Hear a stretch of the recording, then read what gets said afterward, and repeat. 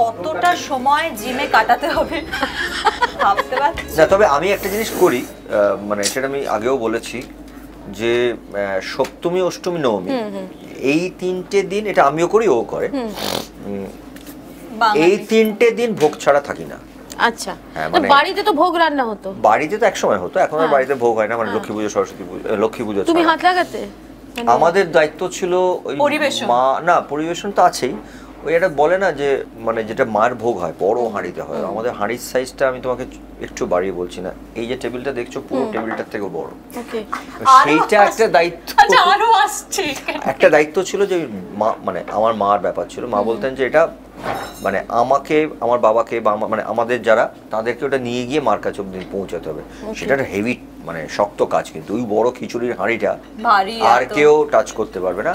আর একটা দায়িত্ব থাকতো আমাদের, যেটা ছোট থেকে করেছি, মানে একেবারে ছোট থেকে, দাদা মশাইয়ের সময় মানে এর থেকে আমরা পরিবেশন করতাম। আমাদের ছোটবেলায় বাড়িতে নারায়ণ ভোজন হতো, আসলে কিছু না, মানে এই দক্ষিণেশ্বরের সব বাচ্চাদেরকে এনে শালপাতা দিয়ে খিচুড়ি তরকারি এরকম ভাবে খাওয়ানো হতো। হ্যাঁ, রান্না আমি কুচরো কাচরা করে ফেলতে পারবো, এরকম নয় করতে পারবো না একদম। কি রান্না করতে পারবে? মানে খিচুড়ি? খিচুড়ি করে দিতে পারবো, হয়তো খেটে খুটে অমলেট করে দিতে পারবো, খেটে খুটে। আমি সিন্নি মাখি খুব ভালো, মানে সিন্নি আমাদের বাড়িতে যেখানে আমাদের আত্মীয় স্বজনদের সিন্নি হয়, যদি আমি থাকি সেখানে সব চলে আসে আমার কাছে, এসে সিন্নি মাখাটা আমার। পুজো ইউজুয়ালি কিভাবে কাটাও?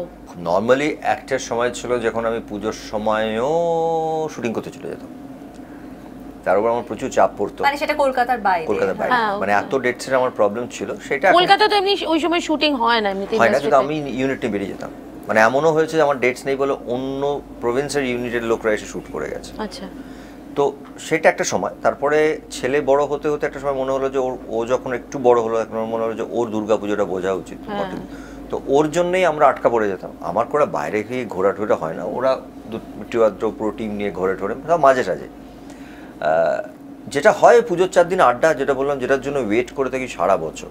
বন্ধু বান্ধবরা আসেন না, আমি তার জন্য ওয়েট করি না, আমি জাস্ট ভোগের জন্য ওয়েট করি। ভোগটা ইজ জাস্ট অসম, মানে দুর্গাপুজোর সপ্তমী মানে অলরেডি এখনই থেকে ঠিক হয়ে গেছে। আজকে থেকেই শুরু করে দাও। ভাবো এটা কিন্তু দেখো কাঁসার সমস্ত বাসন, মানে এত সুন্দর বানিয়েছে, সাজিয়ে দেওয়াটা, কটা আইটেম তো কাউন্ট করতে আনকাউন্টেবল, পঞ্চব্যঞ্জনেরও বেশি, 11টা 12টা আমি দেখতে পাচ্ছি। জায়গা আমি আর ওয়েট করতে পারছি না। I am starting, this is my one of my favourite. বুম্বাদা খাও, শুরু করো। আমি বুঝতে পারছি না ঠিক কোথা থেকে শুরু করব। বড়ি ভাজা আছে, বড়ি ভাজা আছে।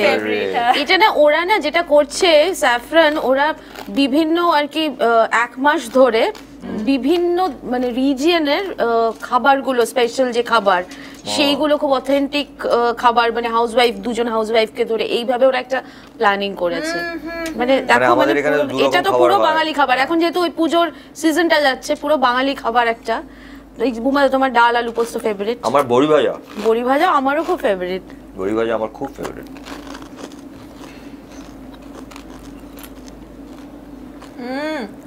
এটা এখন খেলে তো শেষ আমি। শেষ। জাস্ট সবে একটু একটু করে। তবে মনে রেখো, এটা তোমার জন্মদিনের খাবার, মুখে ভাতের নয়। না, আমি জানি।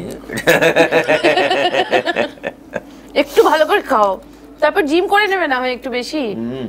সে সময় সুন্দরী মেয়ে দেখে ইমপ্রেস করার চেষ্টা করতে। সুন্দরী মেয়ে দেখে ইমপ্রেস করার চেষ্টা আমি এখনো করি, মানে ইটস নট দ্যাট যে তখন করতাম এখন করি না, মানে সুন্দরী মেয়ে দেখলে আমি এখনো ইমপ্রেস করার চেষ্টা করি। এবারে তখন তো গ্রুপ মিলে দেখতাম।